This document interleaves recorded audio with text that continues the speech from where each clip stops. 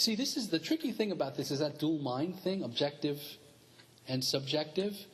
The way I talk about it is it's like two separate things. The fact of the matter is that nobody's living outside of subjective mind. But there's a pretense in this culture, in the modern 21st century, that we are living in the objective reality. They explain away everything. Explains away love. Love isn't real. It's this chemical, this thing, and that. But if you check with the scientists who are doing that, and you ask them if they love their wives, different story. Yes, I do. Well, don't you know it's just chemistry? Yes, it is. And they might get really heady and say, yes, it is, and it's this and that. And if they talk that way next to their wife, they do not get any tonight. You see?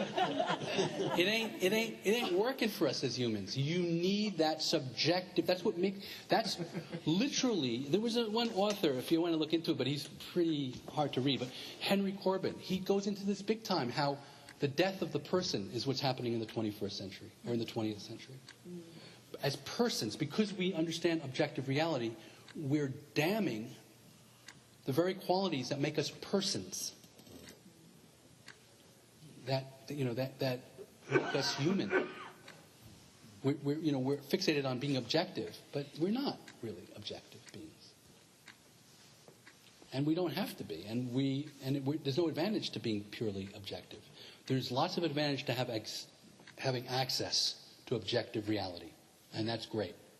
That's why when I go to the doctor, I might go to the witch doctor later, but I go to the guy who does the MRIs first. Right? Because he can objectively look at me and see things. Because he treats me like an object, and that's what we need sometimes. To be treated like an object. Right? But that's not all I want. After I'm done with the MRI, I want to go home and be treated like a subject. Like a person. Even though it's not objectively real. I don't give a damn. It's my heart. There's never really a time when they're separate anyway. So discrimination and clarity and all of that goes hand in hand with imagination. It's not about trying to fool yourself. The imagination is a bad name. It's not about trying to fool yourself. That's what I mean by idols and icons. Because there are people who fool themselves. Right? So this is where devotion isn't necessarily good. Or let's say it's a lower tier. Right? Where you're worshiping your God. And other people's gods are not real. And I got my God. And everything is literal and solid. You're treating it like it's solid. You're treating it like it's not imagination. You're still imagining, but you act like it's not imagination. You don't know what it is that you're doing. But once you become awakened to non-duality, you could say, awakened to non-dual states, you can begin to be in devotion in a way that is in devotion with onlyness, with all of it. Does that make more sense too, Chesney? Is helpful? Yeah. Good. Thanks. Thank you. Thank you. Yes. And by the way, please, by all means, share your stories if you feel to. This is great, but if you feel to, share your own experiences of devotion if you're up for it. And that was a little there too with your guru. So thank you. So this is great, Krishna. Cool. So I was raised in a Christian church, and devotion was huge. A little closer. Devotion was huge for me. And it was really through my devotional relationship with the divine that led me out of the church in a way. Right. And with that, there was this feeling of like being forsaken by the divine too. It's almost like God turned his back on me in a way. Right. So there was a way in which I had to just leave that relationship. Yes. It still felt like it was present in me.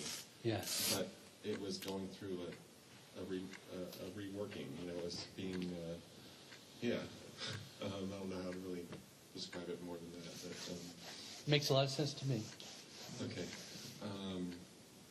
And more since my second birth, that devotional aspect of myself has come online more and more, and it feels like it's been key for transitions that I've made. Yes. Like it's been necessary. Like the transition wouldn't have happened for me if I didn't have a devotional, like there was a devotional upwelling that led to an opening or something. Yes.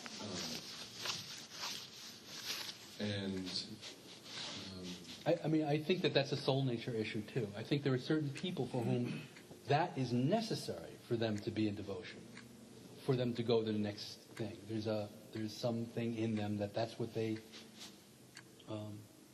need for the next level. I know that's true for me in some ways. Yeah.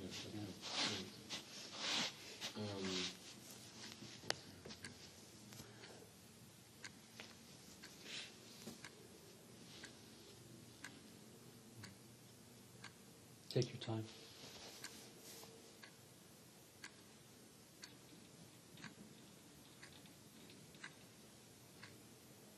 Well, I'll throw out a question that I had thought of, and that was,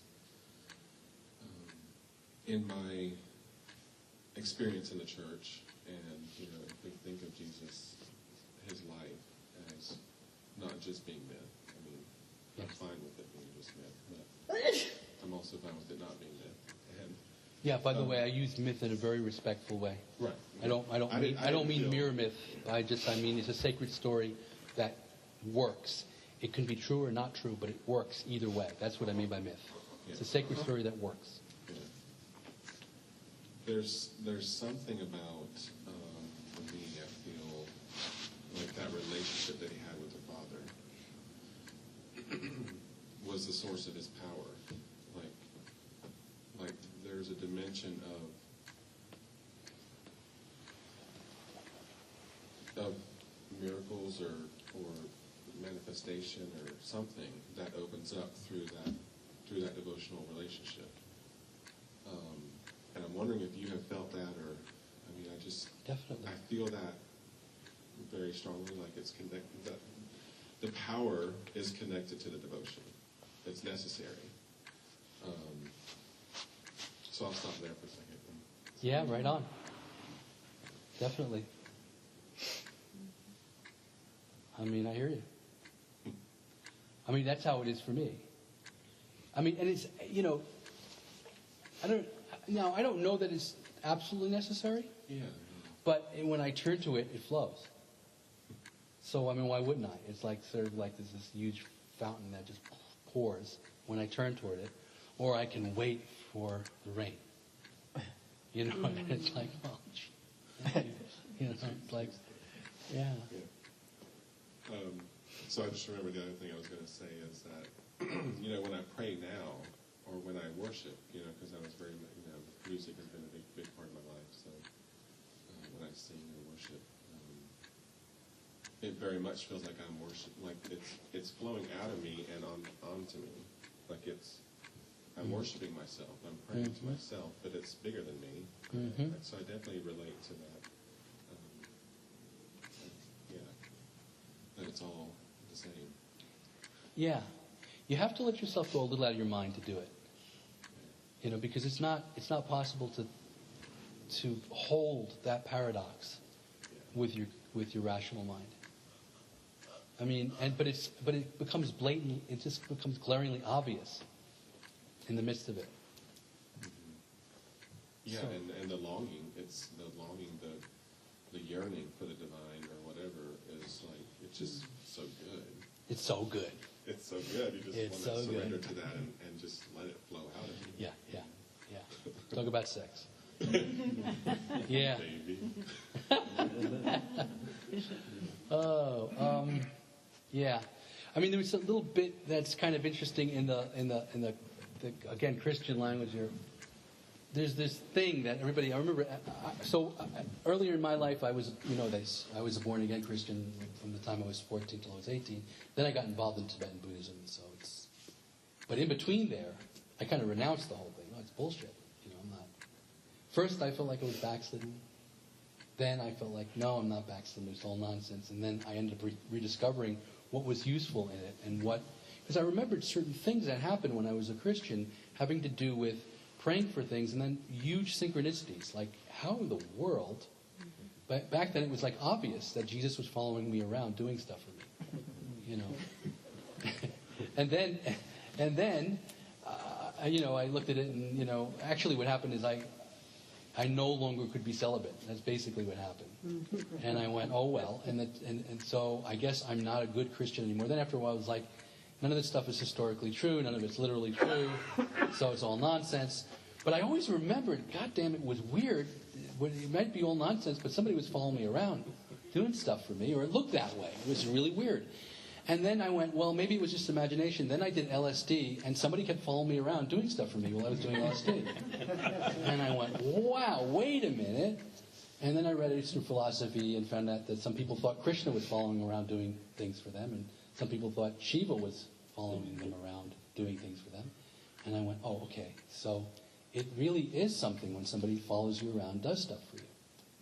So you can go into a certain state or become aware of synchronicities, honor synchronicities, which is what I did as a Christian. And then they keep happening. It's like you tune into a place where you're actually, this has happened all the time. I mean, almost everybody I talk to, it's sort of like you're having this deep conversation about marshmallows. And then you go to the restaurant an hour later and you're having your cup of tea, and somebody on the table behind you says, oh yes, and what about those marshmallows? What? And if you talk to her, she would say, oh, not that, I mean this. Like something like, but still it's weird. And then you walk out the door and somebody else does it, and you turn on the radio, the commercials about marshmallows. It's like, what is going on here? So everything is pointing to the oneness. I mean, in other words, this is the kind of stuff that people get schizophrenic about. It's kind of like, well, maybe they put something in my brain, or the Martians are telling me this, or something. They wear tinfoil hats. The thing is that it's all one. It's only, and the evidence is starting. You're starting to. It's like it's like you're seeing behind the curtain, and you go, oh, I can't. Oh, well, never mind. It's like put it back. You're starting to get that it's all one thing, and that it's your mind that keeps it separate. And when your mind stops doing that, it becomes really all one thing, because you came out of who knows where, and everything started coming online, and it was all one thing. And then people said, no, it's separate. I'm your mom, and this is your dad, and this is your thing.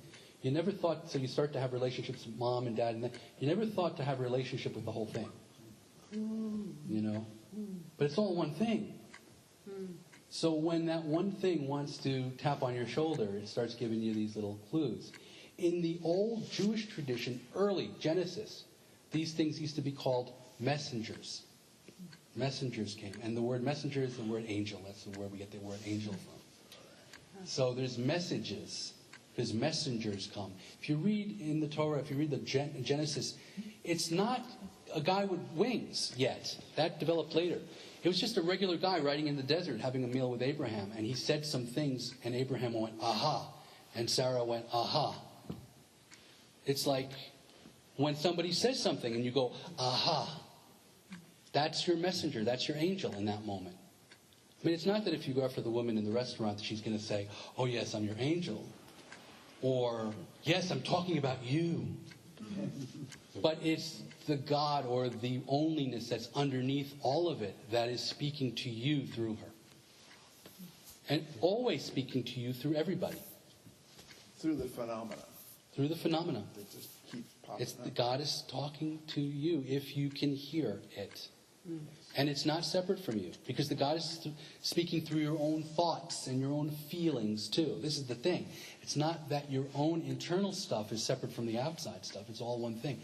That's what we end up. That's why when you have the thought about marshmallows, you don't even talk about it with your friend. You just have the thought about it, and it happens. That's really weird. I was just thinking about that, and now she's saying it. And now it's on the radio. How come? Because you're dropping, something's happening. And you could say, you can develop a relationship with that. Like, I'm paying attention to that. Or you could say it's all one and be impersonal about it. Either one. But this thing of developing a relationship with it, very useful. Because we live in a world where we develop relationships with other human beings, and it's very comforting. We don't feel alone. And human beings are not more intelligent than the intelligence that is living everything. That intelligence is more. Say it again. Human beings are not more intelligent and the intelligence that is living everything. So you can be in relationship with that one because it's more intelligent. She is more intelligent than any of your friends. Right? So there's this thing you were talking about with gurus. I wanted to get back to that for a second. And how I know with myself, it was a hard lesson. Because I kept feeling like I kept fucking up. Like I went with this teacher and it was no good. And I went with that teacher and it was no good. And suddenly I realized that every time I did that, I was cutting off my nose to spite my face. Because I was telling myself my intuition isn't good. So I trusted myself less the next time. So then I began saying, no, I'm going to turn it around. I'm going to trust that that was exactly what I needed. That Spirit led me through that. Because I needed it. And the next time it's going to be even more clear, and the next time more clear, and the next time more clear. And that really works way better. There's a verse in the Bible that I think is really misunderstood. This thing that Jesus says that scared the shit out of so many people. He said, you can blaspheme against God the Father and you'll be forgiven. You can blaspheme the Son, me, and be forgiven. But you can't blaspheme the Holy Spirit. You can't get forgiven if you do that. So now I understand that to mean you can't discount that guidance because you'll be lost. How can you be forgiven? You're going to be alone in the desert. If you don't trust yourself, you don't trust that internal voice. If you don't trust that you're being guided, then you're lost. So you have a choice. You can be lost or you can be found. You trust your internal voice, and the more you trust that, the clearer it is. The more you pay attention to your own impulses and being, the more you trust yourself, the more you trust the Holy Spirit, the more it can guide you. If you don't trust that, you're lost. And you can forget about every other concept. You can disagree with every guru you've ever had. You can blaspheme your last guru. You can blaspheme all the gurus. You'll always be forgiven. But if you blaspheme that guidance that brought you to all those gurus, then you won't know where to go from here. Make sense? Okay. Is that okay? Yes.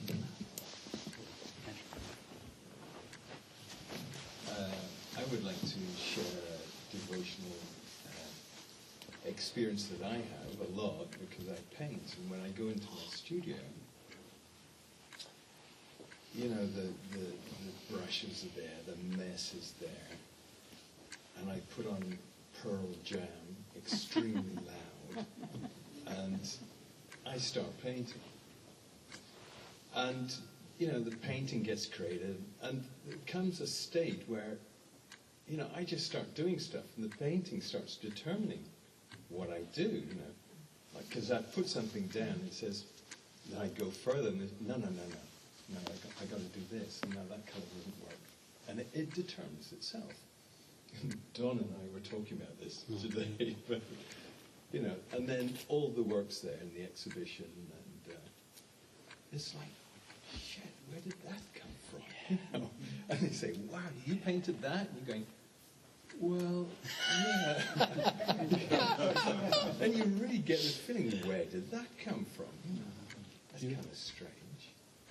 But if I told the gallery, you know, that, you know, this music basically originated from Pearl Jam, you know, or that it had this sort of like real, extremely devotional quality, or something extremely sacred, yeah, it doesn't kind of fit in that world, so I don't mention it. Better if I don't mention it, or it's better if I sign the paintings, actually, really, they are mine. It's really good. But, yeah, that's for me, you know, an extremely sacred Beautiful. thing, you know. There it is. Thank you so much. That's really, I mean, I actually feel like the most natural devotees are often artists. Because they are channels for this higher intelligence to be creative. So the source of our bodies, of the universe itself, once again creates through you,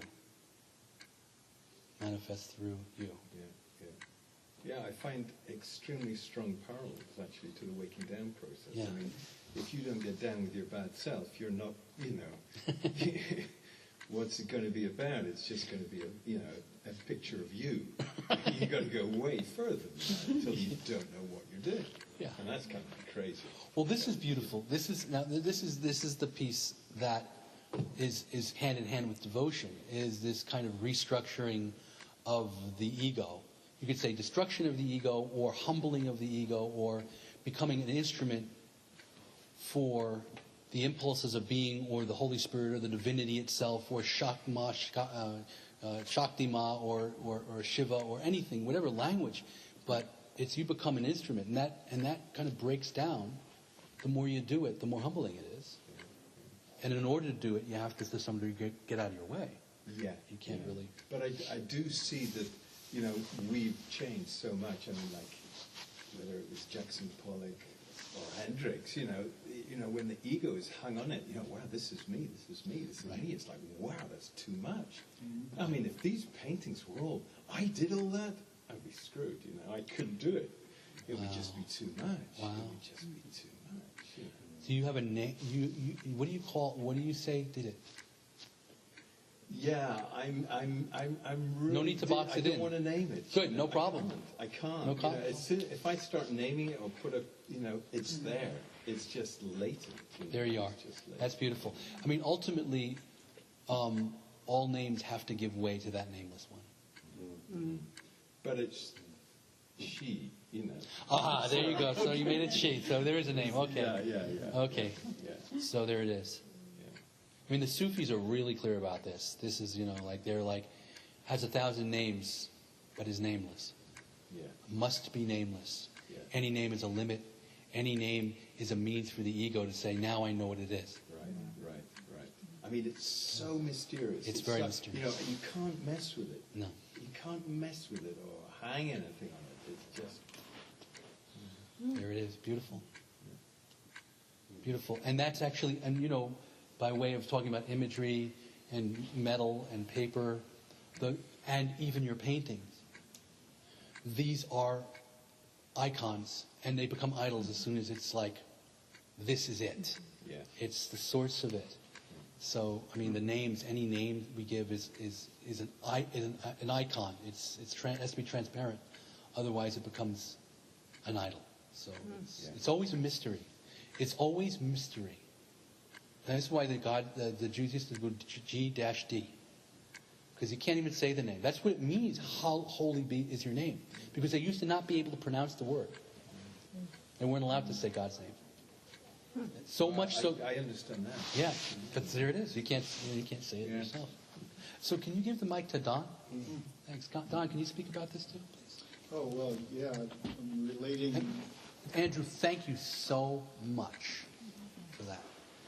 And Don, yes. Yeah, I was noticing in listening to Andrew talk about that and talking about it earlier today, there is this place where every time I set out to produce a sculpture, it's just as hard every time. I have to set up the ritual of I'm going to gather these things, I'm going to start this way, as if I know where I'm going, but I never will go there. It always proceeds in a different direction, and halfway through I always think it's going to completely fail, and maybe I should just burn it right now. So the ritual includes, no, you have to finish it, and then you can burn it if you decide then. And it's just this amazing vector that proceeds. I know it's going to come. There's going to be that place where it's failed. It's done. I'm over with. But then I finish it, and people respond to it. Okay, I guess it works. And even then, I'm not sure when it's done. These are abstracts. So how do you know when an abstract is done? It doesn't have a known form. It's not trying to reproduce anything. And so it's a complete sacred ritual.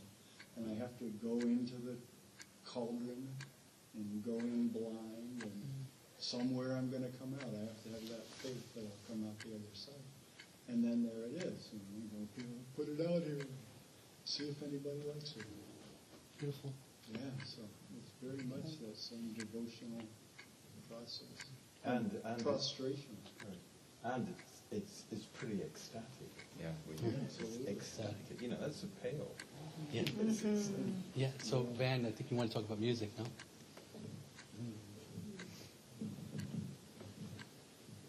I wasn't planning to do that, but creating, improvising, composing inspired music, seemingly channel, I did it and I didn't do it. Something bigger is coming through, following that thread and that mystery. It's very similar to visual arts. I had a question about praying for things, manifestation. Yeah. Where you're invoking some sort of magical force. Right. You know, and there are different levels of that. Different levels. But I want to expand on it a little more. So I believe, as you said, some people by soul nature basically are wired up for devotion. And I am wired up for devotion. I have discrimination and devotion. And so my mysterious magic Supreme Other, I put the name, you know, in form of the Divine Mother, but in the broadest sense of the word. So my new term, I've shared this in various settings here, is Magic Ma. Mm-hmm. And it's that I call it paradoxical prayer, where I pray to Magic Ma and I am her. So it's identity and relatedness. Right. In the area of praying for things, from small things, from parking places to big things like Yes. job or relationship, Yeah. and magic happens, and it seems like manifestation is mysteriously, magically enhanced in some way Right. by that prayer invoking. There's something, some force that seems greater than me just wishing for something or visualizing, you know, New Age visualizing. So could you speak to that magic Sure. manifestation? Yeah. So, yeah, sure. I think there's levels to this. I think there's, you know, like, my experience is I pray most often in the day when I forget stuff. I just say, God, please show me where I put my shoes. I swear. And I find it all the time. I mean, really, it is weird. Okay, that's Vivian. Vivian, now when I can't find it, she goes, pray. Ask God. That's what it is. Just say, God, please show me where my pants are. You know. And I swear, it's like right away. It's really bizarre.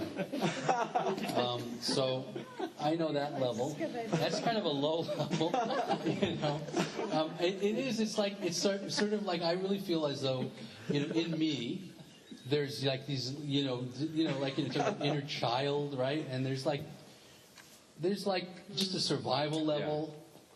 Scared, for my own livelihood, and you know, my own survival, and then there's, you know, you could say higher centers in me, and devotion, and my sense of one way of saying it is my sense of what God is different depending on where it is, because basically at one level, you know, God is, you know, I don't know, like a housekeeper or something. When I ask for my pants or something, that's really, you know, the divine housekeeper. I mean, think about the job you're giving God when you ask for a parking space. I mean, it's pretty like, you know, it's like you can hire somebody for minimum wage. But that's the level at which we sometimes have needs, you know. And so I don't feel like that's the fullest manifestation of God, but sometimes it helps in a pinch. So, yeah. Sandra.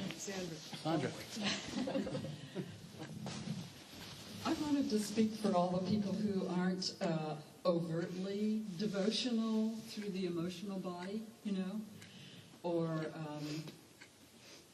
I don't know, the worshiping kind of attitude. because I feel like I lead a deeply devotional, creative life. And it's more the devotion arises out of where I turn my attention to regularly and consistently, and where the care that's in my heart arises. And for me, it's not in that level of the emotion, it's in the level of that which flows and connects to all things, that which plumbs deeply into the intuition of the self itself. And I experience, synchronicity, creativity, amazing out. I don't understand about emotion part. Emotion part. What do you mean? The part About love, you mean? Yeah, overtly, like turning your attention to, and like you have your room full of your icons, Right. And actually, really giving them attention and talking to them and all of that. Right. There's just another level of devotion. It's like, look where you're caring in your life. Yes. Look where you wait for inspiration, where you tune into your own being. That's also a level of incredible devotion. Yeah, I don't think they're separable. In other words, you can't No, do this one without doing that one also. No, I'm not really saying they're separate, Yeah. but, we have this way of saying, well, that person's a devotional type, Yeah. and this person's a jnani, and this person's a server. We have these different ways of dividing people up. So I just wanted to expand the idea of devotion. Okay. Yeah, good. I mean, that's like what I think of as generic devotion in waking down. And I think that's, like I said, when I started off, I feel like everybody in waking down, you say the teachers in waking down all have that, regardless of whether you're a devotional type or not. In other words, there's a general form of devotion, which is listening to the prompts of being, and being in love with the work, and being in love with other people, and all of that. Mm-hmm. And that's... Yeah, it's more broad. Yeah, it's broad. Yeah, but it's so taboo to talk about the more specific, archetypical, and the sense of the divine as divine other, that I wanted to bring that into the conversation too, and kind of emphasize that, because in a way, like I was saying the last few days, many people have approached me and said, well, I feel like everybody's devotional here already. And I think that's true. It's all devotion. So I would agree with you. And also say that there's room for attention to for people, because a lot of people come into the work and think, well, they don't talk about God and and devotional stuff, so I guess that's not part of it. Mm-hmm. And it's not necessary, but it's also it's also okay to do. So I just wanted to. Does that make sense? Sure. Yeah. Question before you go. Well, You didn't finish my question. You were saying about praying God to help you find your pants, and you said there were higher levels. Yeah, okay. So I want to hear about the higher levels. So the higher levels is, there's this myth or this story that Shiva says, look, a devotee is in conversation with Shiva. It's like after he dies, and he's like, why do you do this stuff, God? And he says, isn't it true that being free from wanting things your way is the easiest way to be surrendered? And he says, yeah. He says, then why do you answer people's prayers? Why do you encourage them to pray to you to get their way? If really it's better if they just surrender and be present to whatever it is and live it through that way. In the story, he says, I give people what they want, so they'll want what I have to give. So he goes on and he says, every time when somebody prays to me, they put their attention on me. When they put their attention on me, they feel loved. Then they get what they want, and then they feel good about it, or they don't get what they want and they feel bad about it, but then they go back to me again and think about me again and ask again. And every time when they think about a loving presence who's present with them, they develop an ability to feel that love, to feel me. And that's the whole reason I even instituted prayer to begin with. So that's a myth. But that's where it gets to higher level. Because if you're constantly saying, oh, there's a source higher than me, in my thinking mind that's living all this, and that's what I'm asking, then you're bringing your attention to it. Frankly, the magic part of it, in terms of asking for jobs and all that, that's good, but it doesn't always work. Right. And so it's like it's better to hire a career counselor or something. Like if you want a good job. There's people who are better at it than God is. Or sometimes it may take a while, and then 5 years later you get the job perfect, and you go, both ends. It worked. Both ends, right? You do all of it. Why not? And I think there's a part of us that can do nothing else. Yeah. Frankly, it's easy to dismiss it, but then when your loved one, you come home, and they're not home. And you find out they had an accident on the freeway and they're in the hospital. How quickly you go, oh, please, let them be okay. Please, God, let them be okay. Please, please, please, please, please, please, please.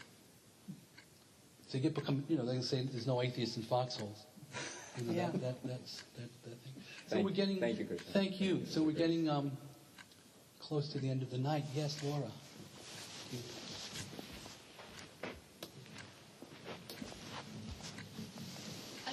To throw the opposite perspective on what Andrew said, because that's sort of been my experience, and this is what you've said really clarifies a lot of things for me about devotion. Devotion has been something that I've longed to have, but always felt it was just a little bit out of reach. And I realize exactly why. What you said about the Holy Spirit, I can see that I've gone through most of my life not trusting myself, right. Not trusting my intuition. Right. And in the last year, the last year particularly, but the last 2 years, I've started come through a process where I've learned to trust myself just a little bit, and I've started to tap into that synchronicity, but there's still these huge blocks of self-doubt that are standing there in the way. And I've started to be able to, on some occasions, taste that devotion, but usually it's out of reach, and usually I can't get it. And it's so informative to see that's exactly why. Beautiful.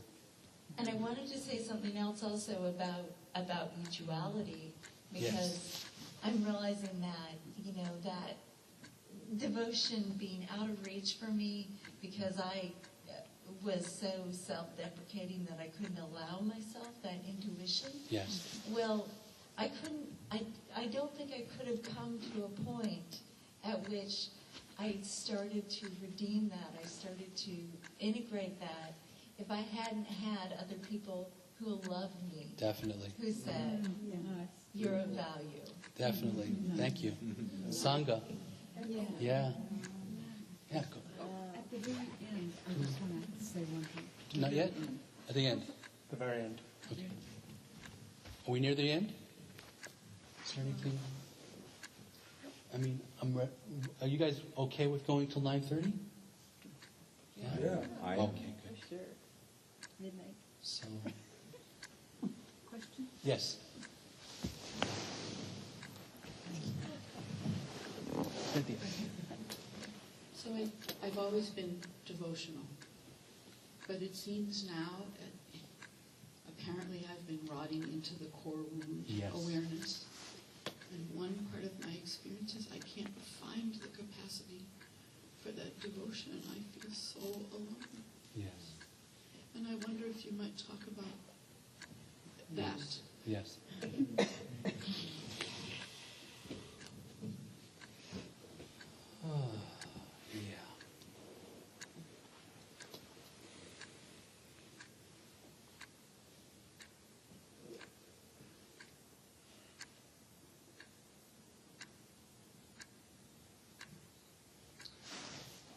So devotion is God is other. And in non-dual devotion, it's a paradoxical other. It's the other the same way that everybody's other. Van is other than me, but not really. We're one, and we're not one. So it's other. Sometimes the guidance, when it comes to the core wound, particularly,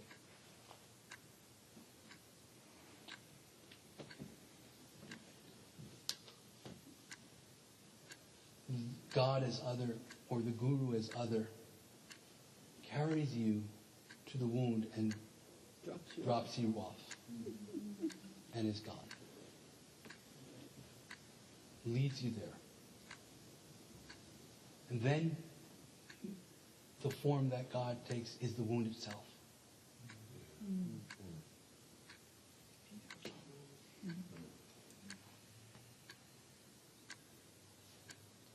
So you must be in devotion to the wound. Drop into the wound. The yearning that's never fulfilled is the yearning of devotion.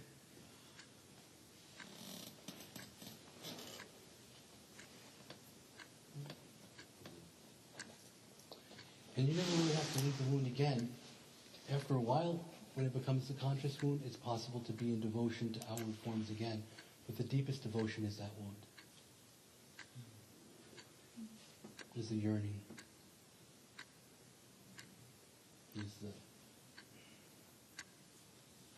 Is that love. That's it. That is the conscious wound. That compassion. That is the conscious wound. So I love the imagery. It's Christian imagery about the Sacred Heart of Christ. You know, it opens up and there's this heart that's bleeding with this. With thorns, right? Same thing, Mary's got one too.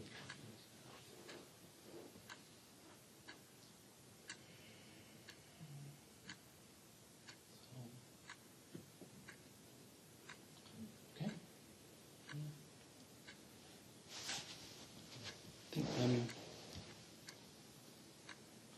I'd like to hear from you. If you're up for talking, are you? No? Susanna? Can you talk a little bit about the wound and devotion? If you don't want to, then it's okay. I feel like you can speak about it.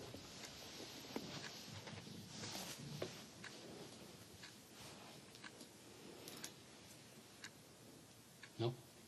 Yes? I mean, I guess just what you said is exactly was my experience. It's your experience. Yeah, of the second birth. And it was so amazing to watch you today and that, and to feel you dropping into that. And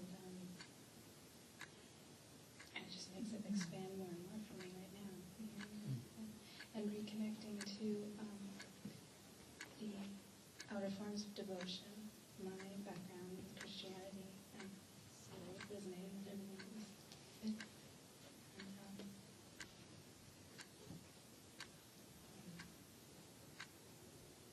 I don't know, nothing particular is. Yeah. So, good. I mean, the thing about the yearning of devotion and the core wound, I mean... Yes, the realization that very yearning for God, for the beloved, and that intense love that is flowing and looking for an object of, the realization that I am that yearning. Yes.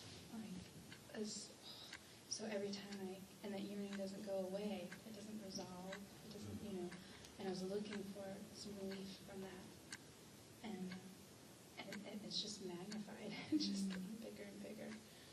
But I can turn to that always and know that is the beloved and that is who I am. Okay. Thank you. Beautiful. Beautiful. I mean, there's a Sufi story. I like these stories where they go to heaven and complain to God. There's a Sufi story where there was a guy who would go to mosque, and every time when he'd go into the mosque, there would be a man outside, a beggar, who was evidently a Sufi. He was a devout man, and he would be crying and saying, I yearn for you, Allah. I yearn for you. I yearn for you, beloved one. I yearn for you. I yearn for you all day. And so this guy would go in and do his prayers, and he'd hear it as he's doing his prayers, and he'd leave, and the guy would be the next day he'd go, and the guy was still there, and next day, and next day. And he would get really annoyed with this. And then one day he died. So God said, you can ask me anything you want. He says, you're supposed to answer the prayers and come to the people who call on you. And every day I go in, this guy, and he really seemed like a devout guy. He was saying he was yearning for you, and you didn't come to him because the next day he was still there yearning for you more and yearning for. So he goes, why didn't you answer him? And he said, I did. I increased his yearning. I was there in his yearning, and that's why he yearned more every day. So there's something about the very state of devotion is the God that we want. The very love, the state of love, is what we're wanting, is what we're loving. Because it's all one non-separate reality. Does anybody else have anything they'd like to share? Any questions? Yes, Heather.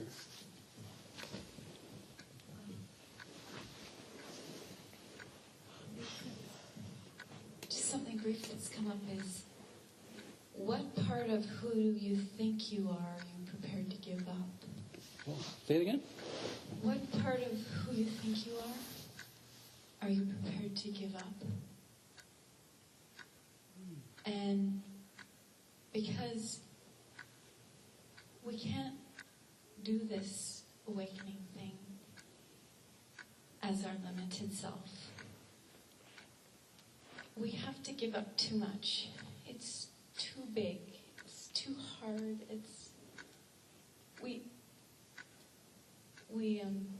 I won't do it for me, but I'll do it for something bigger. And it's my devotion to that something bigger that I will give up everything I am.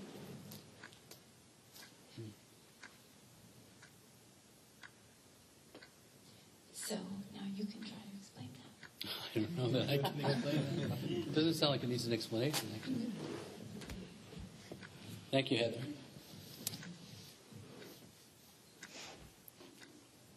Let's see.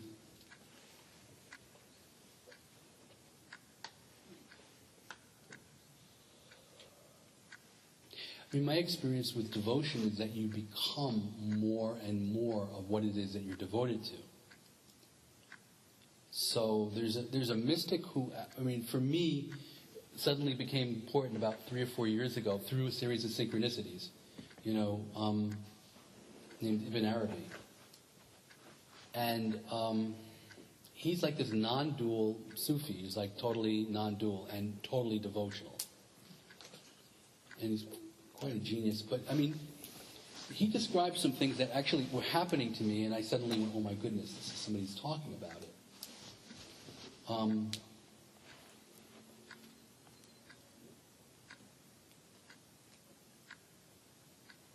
The understanding is that whatever you're devoted to is a limited form of what is, in essence, this unknowable mystery.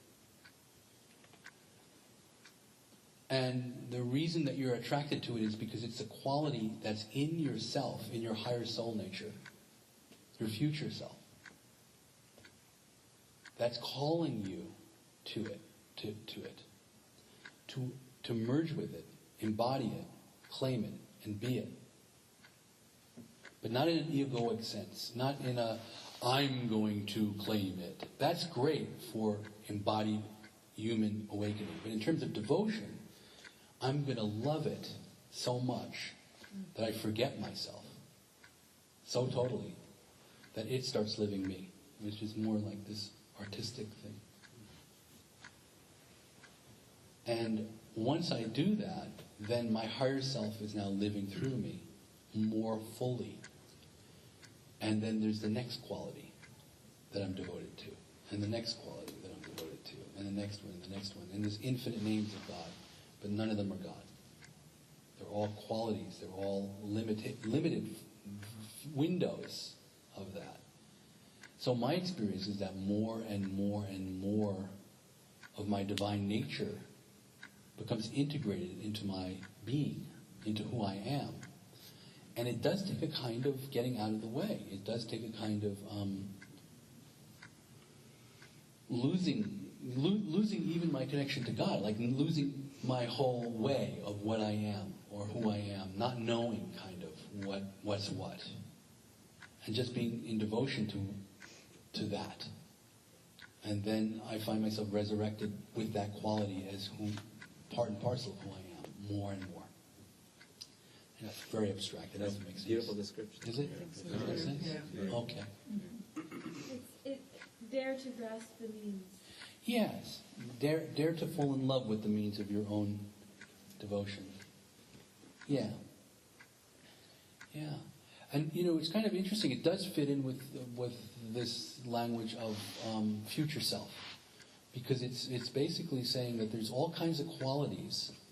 I mean, okay, Ibn Arabi talks about it this way, and it gets pretty theoretical, and I hope it doesn't get too heady, but I'll give it a try, and let's see if it stays somewhat in the heart, okay? The unmanifest beingness, God, has pure potentiality in it. Like, every possibility is there in seed form. All of it. And he said, he says right out, this is a myth. This is not exactly how it is. I have to put it into words somehow. So I'll give you a story. The unknowable, unexplainable, mysterious one has all this infinite potential. And that infinite potential is him or her, and yet isn't. It's just the potential. And he yearns for it to be seen. I was a hidden treasure that no one could see, and that's why I created the universe. So it yearns for this potential. And the potential itself, all the potential in it, that's us, yearns to be seen. Right? And he sighed a sigh of compassion, feeling all his potential yearning to be seen. And that sigh, which in Hebrew, Arabic, and Greek is all breath, wind, spirit, enlivened all that potential. And all that potential are qualities that are in, or divine qualities. They're qualities in that. And the way it manifested, according to this way of looking at it, is it manifests as unique dyads. But a unique set of divine qualities, and divine qualities are wrathful qualities, peaceful qualities, loving qualities, forceful qualities, all those things, right? A unique combination manifests as a dyad. And what we are, you are, is a dyad. A subjective dimension that you call you, and your partner, who you call the universe. Your universe. Because he makes it very clear. He says, look, and I love this part because this is the thing, it resonated because I was already saying this kind of, wow, this is amazing. Everybody here is seeing a different Krishna. You're seeing me from a slightly different angle. You're seeing me through your own eyes. Even if you had silent minds and everybody had the same silent mind, still, you're seeing me through, slightly different angle. It's all partial, but it's yours. It's a snapshot. It's like right? So the only place where that Krishna lives is in you. I don't even know that Krishna. I'm over here from this side looking at this Krishna. I have no idea who the Krishna is that you have. Right? So each of us lives in a unique universe. And that unique universe is the body of your other half, who he calls your angel or your deity or your Lord. And that's the one that's on the other half of your universe, giving you the messages saying, I'm over here. And when you enter into a devotional relationship, you are uniquely in a relationship. In other words, God has a unique face, or the unmanifest has a unique face in which she relates to you. And it's inseparable from you because it's the other half of your dyad. It's the other half of the manifestation. It's like you come into being and there's another pole that's aware of you. That's you. It's your other pole. It's described like Siamese twins. It's your other half. Your higher self, you could call it, or whatever, that's there. And it's constantly drawing you forward to be merged with her. If you're a man, you can think of her as a woman. A woman, you can think of her as a man. This is your partner, your twin, your real soulmate, who is one with your soul. So devotion is nothing other than you contacting your own unique God. Unique to you. Fingerprint unique to you. So like, there's this picture of Krishna, I don't know if you've ever seen it, where he's dancing with Radha. And all around him, there's Krishna's dancing with other gopis. Because the story is that Krishna multiplied his body to dance with all these other women. And the story is that each woman was a little different. One liked a rough lover, so he was a rough lover. He manifested a rough lover, Krishna. And one was a slow lover, so he manifested. One was really sweet and shy and bashful, so she wanted a bashful Krishna. So he's like, all of the Krishnas were different, right? So this is, when you ask in India, what is it? They said, God comes to each soul as exactly what the soul needs. So as every person, God comes to you as. So you're the lock, and your unique Lord is the key. Or you're the key and she's the lock, male or female, whatever it is. So it's perfect for you because it's not separate from you. It's part of what's manifested. And what happens is God wanted to be known uniquely, like the story of me finding God and all that. That's not anybody else's story. That's I'm seeing God like nobody else sees God. And God wanted that particular version of him to be seen. And that's why he made me, so he could be seen. And I wanted to be seen because I was pure potential. And that's why I'm alive, so I can be seen. And we're all here to be seen. God wants to be seen, or you could say this divine partner wants to be seen, and needs you in order to be seen. And that's why you're here. And you need to be seen, and that's why you're manifest. Arabi says something like, I don't know who should thank who. It's like, I wouldn't be manifest if it wasn't for you, but you wouldn't be seen if it wasn't for me. So, and this is total non-duality, because now the one you're looking at is you, and the one that's calling you forward is you, and the completion of your devotion is merging with that one and embodying that one, which is your future self, according to this teaching. And all of that is manifested directly from this unmanifest, mysterious, who knows what it is thing. So I don't know. Is that overly heady or is that useful? Okay, good. It speaks to my heart. Yeah. Delicious. Thank you, Krishna, for a most delicious discourse. Oh, thank you. Really.